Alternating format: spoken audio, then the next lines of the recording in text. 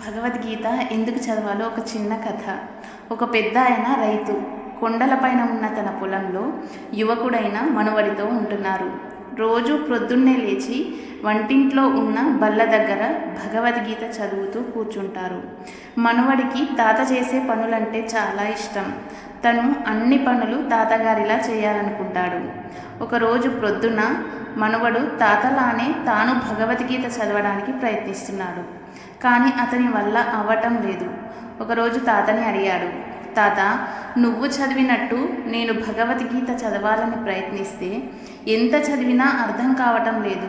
కష్టం మీద కొంచెం అర్థం చేసుకున్నా పుస్తకం ముయ్యగానే మర్చిపోతున్నాను. అసలు భగవద్గీత ఎందుకు చదవాలి, మనకి ఏంటి ప్రయోజనం అని తాతని అడిగాడు మనవడు.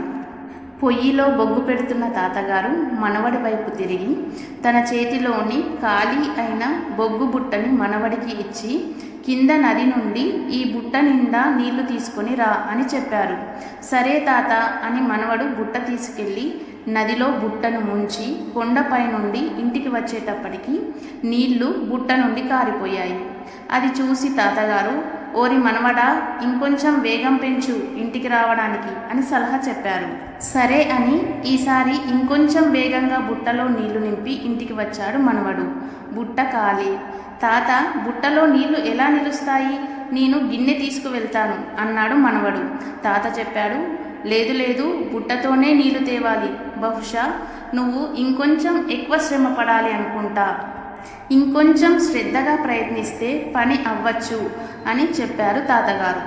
మనవడు ఈసారి ఇంకా వేగంగా నదిలో బుట్టను ముంచి బుట్టలో నీళ్లు నింపి పరిగెత్తుకుంటూ ఇంటికి వచ్చాడు. బుట్టలో నీళ్లు నిలవలేదు. మళ్ళీ వెంటనే ఇంకోసారి కూడా ప్రయత్నించాడు. అయినా ఫలితం మాత్రం అదే.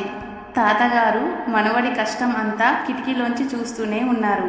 ఖాళీ బుట్టతో ఆయాసపడుతూ నిల్చున్న మనవడితో నవ్వుతూ చెప్పారు, ఒకసారి బుట్ట వైపు చూడు మనవడా అని అన్నాడు తాతగారు.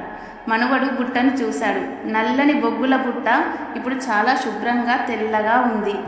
తాతగారు చెప్పారు, భగవద్గీత చదివితే మనకు జరిగేది ఇదే.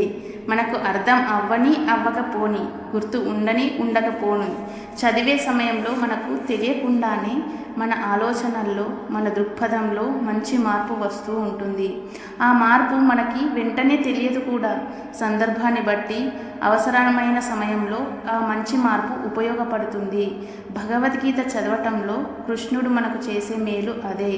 మన మనస్సులను శుభ్రపరచటం, ఏది ఏమిటో, ఏది ఎందుకో సరైన అవగాహన మనకి తెలియజేయటం, ఇవన్నీ అనుభవపూర్వకంగా ఎవరికి వారే తెలుసుకోగలుగుతారు అని చెప్పి మనవడి ప్రశ్నకు ఉదాహరణతో సహా వివరించారు తాతగారు.